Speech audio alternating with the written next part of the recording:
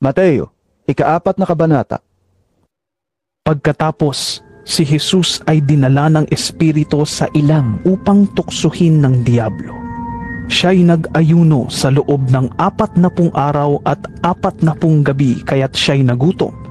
Dumating ang Diablo at sinabi sa kanya, Kung ikaw ang anak ng Diyos, gawin mo ngang tinapay ang mga batong ito. Ngunit sumagot si Jesus, Nasusulat, hindi lamang sa tinapay nabubuhay ang tao, kundi sa bawat salitang nagmumula sa bibig ng Diyos. Pagkatapos, dinala siya ng Diablo sa Jerusalem, ang banal na lungsod, at pinatayo sa taluktok ng templo. Sinabi nito sa kanya, Kung ikaw ang anak ng Diyos, magpatihulog ka, sapagkat nasusulat, sa kanyang mga anghel, ika'y itatagubilin, at sa kanilang mga kamay, ika'y aalalayan nang sa mga bato, paamoy hindi masaktan. Ngunit sumagot si Jesus, Nasusulat din naman, huwag mong susubukin ang Panginoon mong Diyos. Pagkatapos, dinala siya ng Diablo sa isang napakataas na bundok at ipinakita sa kanya ang lahat ng kaharian sa daigdig at ang karangyaan ng mga ito.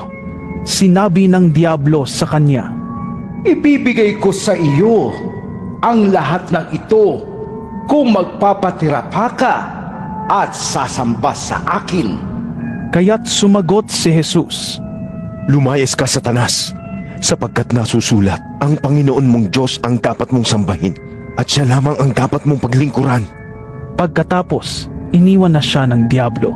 Dumating naman ang mga anghel at siya'y pinaglingkuran nila.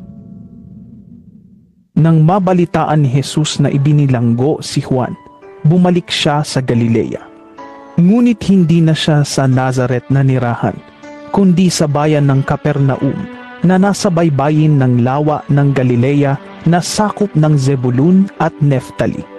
Sa gayon, natupad ang sinabi ni Propeta Isaias, Lupain ng Zebulun at lupain ng Neftali, daanang papunta sa lawa, sa ibayo ng Hordan, sa Galilea ng mga Hentil.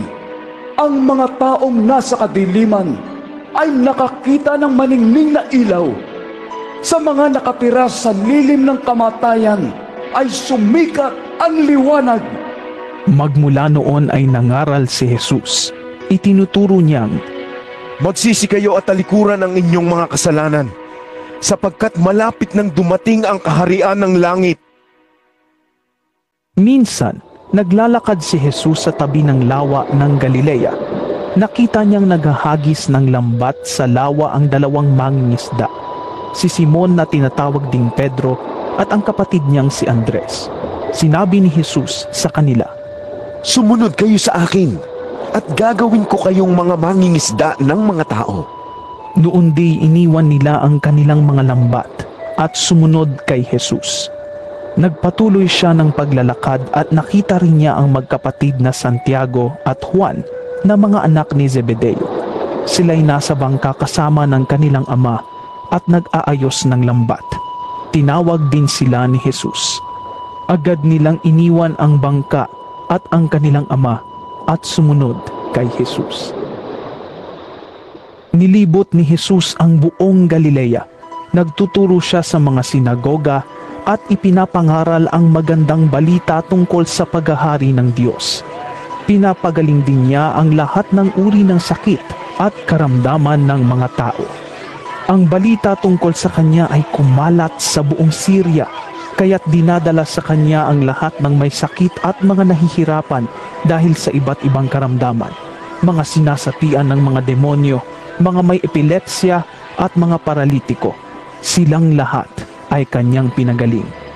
Dahil dito, sinundan siya ng napakaraming tao buhat sa Galilea, sa Decapolis, Jerusalem, Judea at maging sa ibayo ng Hordan.